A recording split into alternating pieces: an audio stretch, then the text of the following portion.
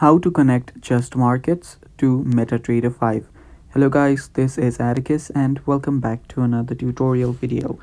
In today's video, I'll teach you guys how you can connect to JustMarkets to MetaTrader 5.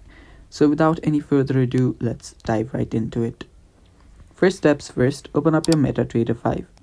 Make sure that you have the updated version of the app and make sure you're logged in into your account as well. After that, you can then head over to settings on the bottom right. Then tap on new account on the top. After that, you can now search for JustMarkets. So simply search for JustMarkets and there we go. So select JustMarkets and then you can log in. You can simply enter your login credential and then a password, and if you want to save a password, tap on this toggle button and then sign in into your account. Doing that, you will connect to JustMarkets. And that's all for today's video. Thanks for watching. Stay tuned for more upcoming tutorial videos, and if you're new to our channel, don't forget to subscribe. Thanks for watching. Bye bye.